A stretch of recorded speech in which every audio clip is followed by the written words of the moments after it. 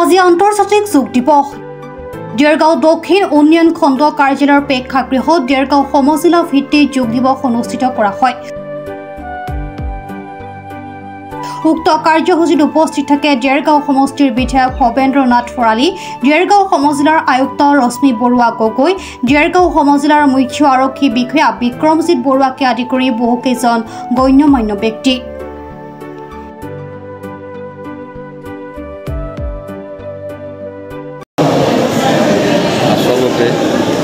আজি অতি আনন্দৰ দিন। আজিৰ দিনটোতে আমি ৰাতিপুৱাই যোগাভ্যাস আমাৰ দেৰগাঁও সমজিলাৰ আমাৰ দেৰগাঁও উন্নয়ন খণ্ডৰ এই মঞ্চত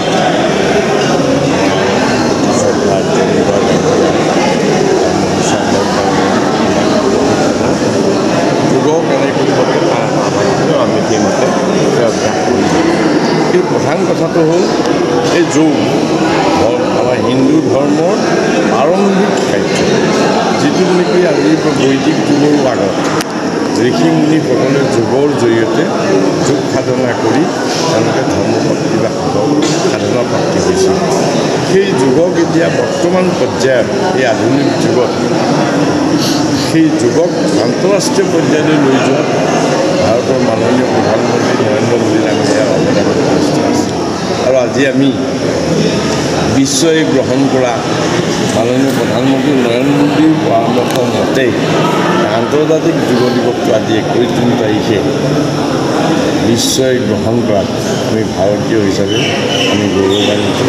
আৰু আমি আমাৰ হিন্দু ধৰ্মৰ যি পৰম্পৰা যোগ, এই যোগক যদি আমি কণ্টিনিউ কৰোঁ তেতিয়াহ'লে আমাৰ দেহৰ স্বাস্থ্যৰ সকলোখিনি শুদ্ধভাৱে আমি জীৱনটোক আগুৱাই লৈ যাবলৈ দেখা যায় যে আদৰ্শ ল'বলৈ ক'বই লাগিব। এইটো বিশ্বই গ্ৰহণ কৰিছে। প্ৰথম ভাৰতৰ আৰম্ভ হিন্দুৰ যোগাভ্যাস বিশ্বই গ্ৰহণ কৰিছে। সেইকাৰণে আন্তৰ্জাতিক আজি যোগ দিৱস।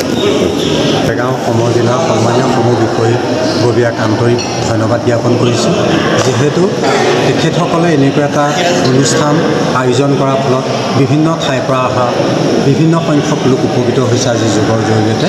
মই প্ৰথম অৱস্থাত ক'ব বিচাৰোঁ যে যোগ কোনো ধৰ্ম নহয়, যোগ হৈছে শাৰীৰিক মানসিক বিকাশৰ এক মাধ্যম।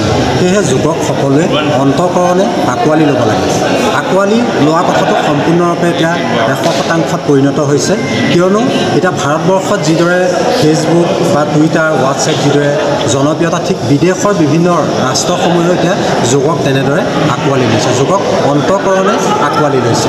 হয়তো কিছু সংখ্যক থাকিব লাগে যোগক আঁকোৱালি নোলোৱাতে। মই তেওঁলোকৰ প্ৰতি অনুৰোধ জনাইছোঁ, আহ্বান জনাইছোঁ যে বৰ্তমান যান্ত্ৰিকতাৰ পৃথিৱীত, বৰ্তমান আধুনিকতাৰ পৰশত মানুহে বিভিন্ন কামৰ হেঁচাত বিভিন্ন ধৰণৰ মানুহৰ সমস্যাই দেখা দিছে। আমি যদি যোগক অন্তঃকৰণে আঁকোৱালি লওঁ, যোগ প্ৰাণায়ামক আমি অন্তঃকৰণে আঁকোৱালি লওঁ, আমাৰ নিজৰ কাম কাজবিলাক আমি সুন্দৰভাৱে পৰিচালনা কৰিব পাৰিম। সকলোৱে আমি সংস্কাৰমুক্ত মনৰ অধিকাৰী হৈ থাকিব পাৰিম। ক'ব বিচাৰোঁ, প্ৰথমতে কৈছোঁ যে যোগ কোনো ধৰ্ম নহয়, যোগ হৈছে শাৰীৰিক মানসিক বিকাশৰ এক মাধ্যম। যোগৰ জৰিয়তে কোনো ধৰ্ম প্ৰচাৰ কৰা নহয়, কাৰণ যোগৰ জৰিয়তে আমাৰ দেহৰ বিভিন্ন অংগ প্ৰত্যংগৰ সঞ্চালন, আমাৰ বিভিন্ন ক্ৰিয়া, বিভিন্ন প্ৰাণায়ামৰ জৰিয়তে আমাৰ দেহৰ আভ্যন্তৰীণ অৱস্থাৰ উন্নতি সাধন কৰাটোহে আমাক গুৰুত্ব দিয়া হয়। কাৰণ আমি সকলোৱে জানো যে স্বাস্থ্যৰ স্থান সকলোতকৈ উচ্চতম স্তৰ।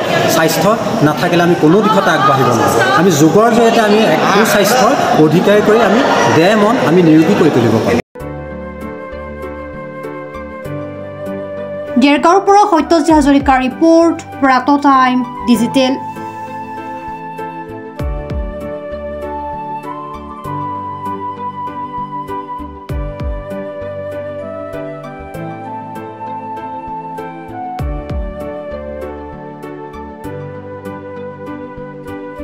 অসমৰ সংবাদ জগতখনৰ বাবে এক সুখৰ খবৰ। আপোচবিহীন ৰাইজৰ কণ্ঠ সাপ্তাহিক কবচ পুনৰ এবাৰ অসমৰ ৰাইজৰ মাজলৈ।